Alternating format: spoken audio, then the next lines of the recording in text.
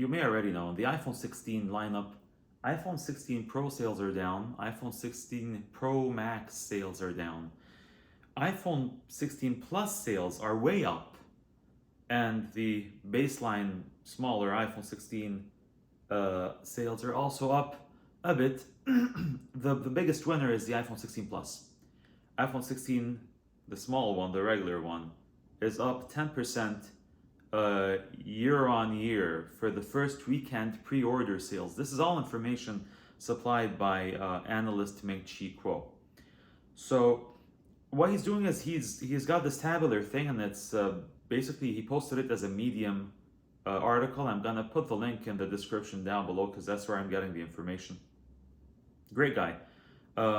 First weekend pre-order sales, percent year over year versus the 15 lineup. The 16 Pro Max is down 16% compared to the equivalent 15, the 15 Pro Max. The 16 Pro is down 27%. 27%. The 16 Plus is up 48%, and the regular 16 is up 10%. He has a bunch of points for his analysis and conclusions, and one of the points he makes is, I'll just read this. One of the key factors for the lower than expected demand for the iPhone 16 Pro series is that the major selling point, Apple Intelligence, is not available at launch alongside the iPhone 16 release. Additionally, intense competition in the Chinese market continues to impact iPhone demand. I agree with the latter point. The former point, I don't know. I myself, when I read Apple Intelligence, and I did this thing that mentions, I've done stuff over the past mentioning Apple Intelligence, but the more you say it, it's just becoming so cringy, and it's getting cringier by the day. And I think a bunch of us are just sick of it. We're sick of hearing it. And I don't think we would be if it had been groundbreaking in a way that positively improves our quality of life, right? So let me give you an example. The Vision Pro, all right? I don't care for mixed reality, AR, VR, call it whatever you want. Many people do. Well, there's a sizable amount of people who do. Trying to push it as the new computer, I think Apple's just trying to do that because things are stagnating in their sales, because a lot of their older devices are stellar anyway. So people have less and less of a reason to buy something unless you do something innovative and amazing and is worth my money, And they haven't been able to do something much better because they have really good stuff and it's been good for a long time. Really good product. But it made people look. The Vision Pro made people look, and there was this, what's that? And it's not even a new product. It's just a new category for Apple. But it's been around. People have had AR, VR, mixed reality headsets, whatever you want to call them. I know they're not exactly the same as the Vision Pro, of course, but the concept, the form factor is not something brand new, but it still made people look and think and watch the videos when they were released because this is new. Or at least it's new for Apple. It was new for Apple. So is Apple doomed? I would say is the question. This it's obviously very dramatic, a dramatic way to put it, but in the short term, we can't say Apple, a company as big as Apple, with the amount of money that Apple has, is doomed. But and the size is just ridiculous. The amount of cash they're sitting on and the size of the company is just phenomenal. It's like massive. But when you look at how tech companies have met their untimely demise in the past, basically, how did they go down? How did they tank? You have, think of anyone you want to. I'm not going to go into details. I don't have a list of anything. This is very off the cuff. But if you think of, to a degree, if you think of BlackBerry, Nokia, Kodak and Polaroid, BlackBerry, I'd say, is a very prominent example. What happened? Did they make worse products? I don't think so. Did Nokia make worse products? I don't think so. But what happened? Why did they eventually just fade away into the background? Because, they didn't adapt, right? They didn't do anything new. And then someone else in the competition, someone else came up with something that just sped past them. They didn't catch up for whatever reason. They couldn't, they didn't want to, they didn't think it was a risk.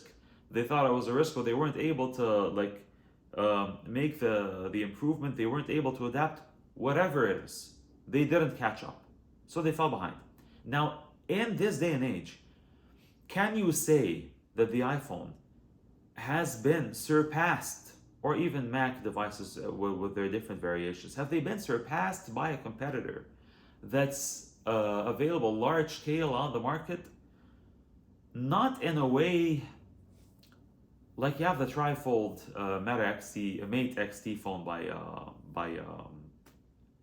what's their names, Huawei. I mean, that's something. Obviously, that's like, whoa, what's going on here? Apparently someone had done that before as well. But anyway, regardless, has someone just zoomed past Apple while they're just still sitting in the past? I can't say that. I can't say that. And that seemed to be the reason why other big tech companies in the past have just vanished just blended into the background, and they've gotten smaller and they're just mostly forgotten. They're just relics of history now. That hasn't happened with Apple. But the question is, does that have to happen for a company to just fade away into the background and shrink? Maybe not. Maybe like one of the issues with Apple is they've been making stuff that's really good. They don't offer all the features that Android offers for iPhone, for example, and they never claimed they did. But they make things the Apple way, and they make things. It's a very clean user experience, and the people who use iPhone are comfortable, and they don't want to switch for one reason or the other. It doesn't matter. They're happy where they are. But people are bored, right? So does a company have to come up with something dramatically better than what Apple has to offer for Apple to start shrinking? Not necessarily. Maybe a new company doesn't have to zoom past them with something that's just blindingly more advanced. Maybe it just has to be a matter of Apple's been making the same stuff over and over again, like they came out with the Apple Watch Series 10. I made a video about it yesterday. Sorry, I was really tired, but I just wanted to make something in a more timely manner about it. Please go watch that, have a look at it. Like they made that, and they're saying it's an all new design. Like the nerve to say that's an all new design. Are you kidding me? Right? So is the Apple Watch Series 10 a bad watch? No, of course not. Is it better than the one before? Yeah. Is it worth your money if you have like an Apple Watch that's maybe a few generations older? Probably not. That's nonsense. No, right? If your watch is dead, yeah, you may want to buy the new one. Why not? I'd go for aluminum. Don't pay that much money for the titanium. $699 starting price. Yeah, I know it's got GPS plus cellular, but yeah, no, okay. But anyway, sorry, I keep digressing or like going off onto tangents. The point is, does someone have to just zoom past Apple with the technology that's dramatically better? Not necessarily, no.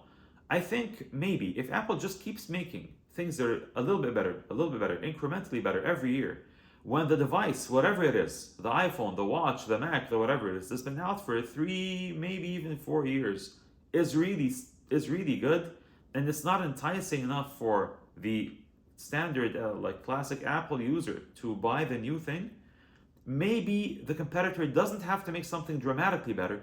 Maybe they just have to make something that's as cool, that's as appealing aesthetically, and as easy and intuitive in the user experience, with something that makes it look fresh. One thing that's neon colored, that stands out. Just one feature to make people look, hey, this is cool but old, this is cool and new. The user experience is as intuitive to me. It's as aesthetically pleasing as my Mac, as my iPhone, as my Apple Watch. But look at what it does. It does this new thing that just pops, that just makes people look, wow, that's cool. And then that new feature becomes cool, and people start adopting that new feature, and people start leaving Apple. devices, bit by bit. It's going to be easier for people who aren't entrenched in the ecosystem, right? People who don't have a million Apple devices. But not everyone has the Mac and the iPad and the phone and the watch. Many people do, yes, but not everyone does. And if you're bored enough, year after year after year, and Apple keeps releasing things that are very similar or things with features I don't care about, I don't want the AI stuff, I don't think it's useful, I don't think it makes my life better, I'm sick of hearing about it, I'm not interested in it. I have better uses of my money, right? I have better uses of my over $1,000. Then maybe then someone's gonna start looking, oh, look at that. That other one, yeah, this one's great, but when it's about to die, look at what this other company's doing. Maybe it's time to gradually break out of my ecosystem. Maybe they'll make it easier. Maybe they'll make the switch easier somehow. But, so my point is Apple doomed? If they keep this up, and if AI, if Apple Intelligence, isn't something groundbreaking down the road, maybe someone will gradually pull the rug from underneath their feet, and maybe they will be, in a way, doomed gradually, bit by bit. It doesn't have to happen over the course of 1 year. All it takes is the points I just discussed, I just brainstormed with you out loud. Let me know what you think in the comments. Please subscribe. My short-term goal now is to reach 1,000 subscribers. I'd really appreciate it if you subscribed, liked, commented, shared the video. That'd be awesome. And thank you for watching. I'll see you next time.